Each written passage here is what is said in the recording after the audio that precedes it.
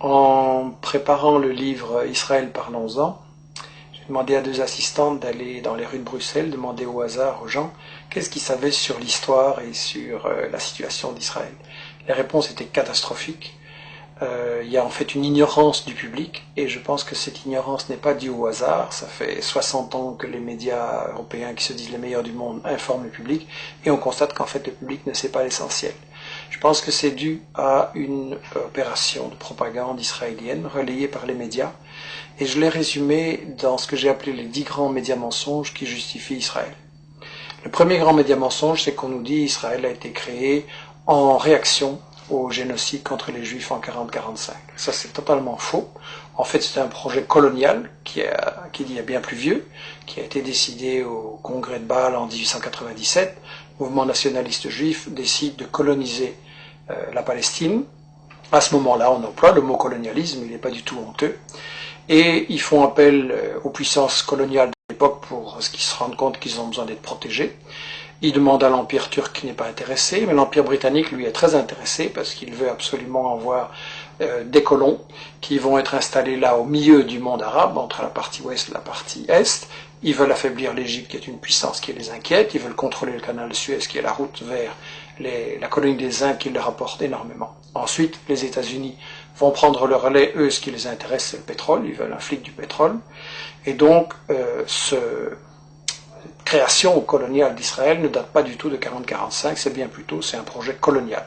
Il faut rappeler qu'à l'époque, les puissances coloniales européennes se partagent l'Afrique comme un vulgaire morceau de gâteau. Il y a une conférence à Berlin en 1885 avec l'Angleterre, la France, le Portugal, la Belgique, l'Allemagne.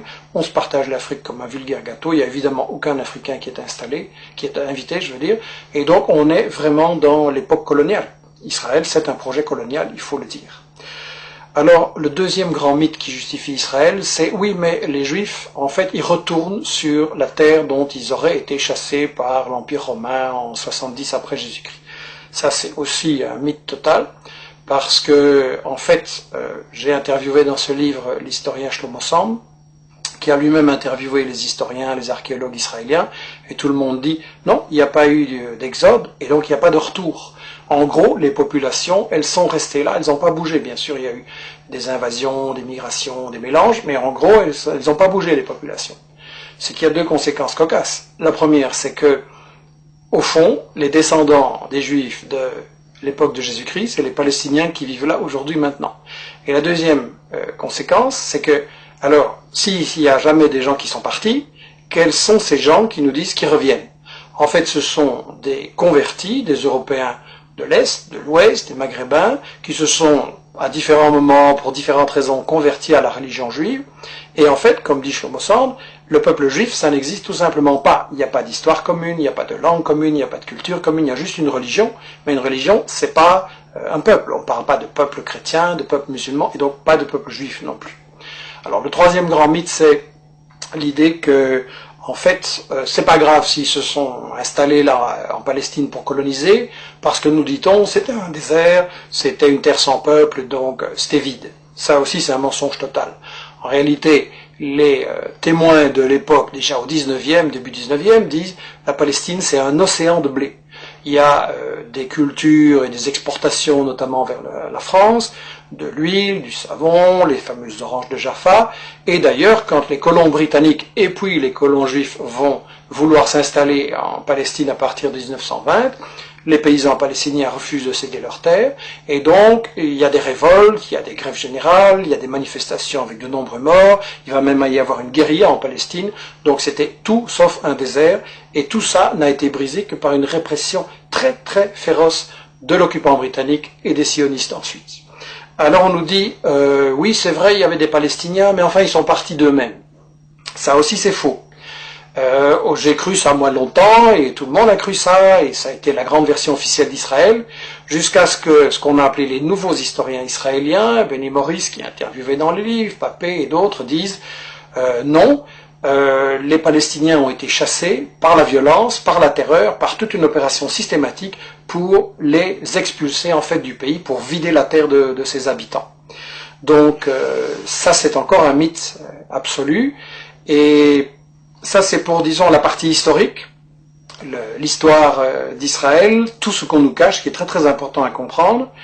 Et ensuite, ce qu'on nous dit sur la période actuelle, c'est que de toute façon, Israël, c'est la seule démocratie au Moyen-Orient et que donc il faut la défendre, c'est un État de droit. Premièrement, c'est pas un État de droit, c'est le seul État au monde où la Constitution ne fixe pas les limites du territoire. Dans tous les pays du monde, il y a une Constitution qui dit le territoire il commence là, il s'arrête là, et ça c'est notre pays. Israël non, parce qu'Israël c'est justement un projet d'expansion qui n'a pas de limite, et il y a donc une Constitution en plus totalement raciste qui dit que Israël c'est l'État des Juifs. Ce qui veut dire que les autres sont des sous-citoyens, des sous-hommes, et donc c'est la négation même de la démocratie, une constitution pareille. Donc Israël n'est absolument pas une démocratie, et je voudrais dire que en fait, Israël c'est le colonialisme, c'est le vol de la terre, c'est le nettoyage d'une population, ça ne peut pas être considéré comme une démocratie. Alors bien sûr on me dira, il y a un parlement, il y a des médias, il y a des profs d'UNIF qui critiquent, etc. C'est vrai, mais étant donné que c'est un État qui est basé sur le vol de la terre, ça veut dire qu'en fait c'est une démocratie entre les voleurs pour savoir comment ils vont continuer à voler. Et ça n'est pas une démocratie, c'est du colonialisme, c'est toujours de la dictature. Alors on nous dit que les États-Unis, eux, ceux qui cherchent à protéger, en protégeant Israël et en mettant plus de 3 milliards de dollars d'aide militaire en armement chaque année pour aider Israël à bombarder et attaquer ses voisins, on nous dit que les États-Unis, ce qu'ils veulent, c'est protéger la démocratie au Moyen-Orient. Bien. Si les États-Unis étaient pour la démocratie, ça se saurait parce que c'est eux qui ont mis en place et qui protègent les dictatures épouvantables de l'Arabie Saoudite, du Koweït, le tyran Moubarak avec du sang sur les mains. Donc en fait, ils ont installé tout ça. Et eux, ce qui intéresse les États-Unis dans Israël, c'est pas du tout la démocratie, c'est en fait le flic du pétrole. Et ça, dans le livre, Chomsky, Samir Amin l'explique très bien, et d'autres, les États-Unis veulent absolument contrôler le pétrole, donc le Moyen-Orient. Ils veulent briser tout État qui pourrait résister à ce projet et qui n'accepterait pas de donner son pétrole pour rien. On l'a vu avec les guerres d'Irak, on l'a vu avec d'autres agressions. Seulement, les États-Unis ne peuvent pas attaquer à tout bout de champ tous les pays du Moyen-Orient qui ne leur plaisent pas. Donc ils ont besoin de ce que Chomsky appelle dans son interview le flic de quartier. Israël, c'est ça, le flic de quartier. Dans le temps, les États-Unis avaient le Shah d'Iran, une dictature épouvantable qu'ils avaient imposée en renversant le premier ministre élu, Mossadegh, en 1953, et donc ils ont installé une dictature épouvantable. Mais ils ont perdu l'Iran, et donc maintenant, il ne reste pratiquement qu'Israël, et c'est pour ça que les États-Unis protègent Israël, alors que celui-ci viole le droit international, viole les conventions de l'ONU, viole l'égalité entre les êtres humains. Donc c'est clair, ça doit être clair, c'est une guerre économique ce qui est mené là par les États-Unis. Alors l'Europe, elle se prétend plus neutre, elle prétend qu'elle est à la recherche d'une solution entre les Israéliens et les Palestiniens. C'est absolument faux. Solana, qui était le ministre des Affaires étrangères de l'Europe, a déclaré il n'y a pas longtemps à Israël, vous êtes en fait le 28e État membre de l'Union européenne. C'est l'industrie européenne de l'armement qui finance et collabore avec l'industrie israélienne de bombardement, de l'armement, pardon. On a des gens comme Lagardère en France et Dassault qui sont tout proches de Sarkozy et qui collaborent avec l'industrie de l'armament israélienne. Et en plus, lorsque les Palestiniens ont élu leur gouvernement, l'Union européenne a refusé de le reconnaître. Elle a clairement donné le feu vert à Israël pour bombarder Gaza. Et donc là, ça doit être très clair que quand Netanyahou, Barak, Olmert et tous ces gens-là bombardent les Palestiniens, c'est Sarkozy, c'est Merkel et c'est les gouvernements européens en même temps qui bombardent. Ça, c'est quelque chose qu'on doit dire clairement à notre opinion.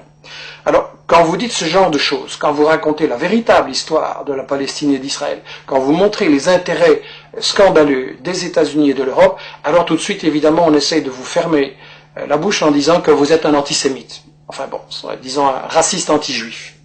Il y a une chose qui doit être très claire. Quand on critique le gouvernement d'Israël, on n'est pas raciste anti-juif, au contraire, on critique un gouvernement qui nie l'égalité entre les êtres humains, entre les juifs et les musulmans. Et donc on veut au contraire que soit possible un avenir, une paix, une entente entre les juifs, les musulmans, les chrétiens et les laïcs au Moyen-Orient, et c'est pour ça qu'il faut arrêter le gouvernement d'Israël dans ses crimes, parce qu'il ne fait que semer la haine, et c'est sa stratégie, semer la tension, semer la haine. Alors là, ils répondent, et les médias relayent souvent l'idée, oui, mais les Palestiniens sont violents, c'est du terrorisme, etc. Je voudrais dire une chose. La vraie violence, c'est le colonialisme, c'est l'armée d'occupation israélienne qui a volé leurs terres, leurs maisons aux Palestiniens depuis 60 ans. C'est l'armée israélienne qui empêche les Palestiniens d'avoir une vie normale. Vous avez des checkpoints pour aller de votre maison à votre bureau, vous avez des checkpoints, vous devez parfois attendre 1 heure ou une journée. Il y a des femmes enceintes qui sont mortes parce qu'elles étaient bloquées par l'arbitraire des soldats israéliens au checkpoint. Donc, la violence, en fait, c'est l'occupation. Et je voudrais dire une chose, l'ONU, dans ses textes fondamentaux, reconnaît le droit de tout peuple colonisé, de tout peuple occupé, de résister par tous les moyens qu'il juge bons. Donc la résistance est légitime et la violence, c'est l'occupation.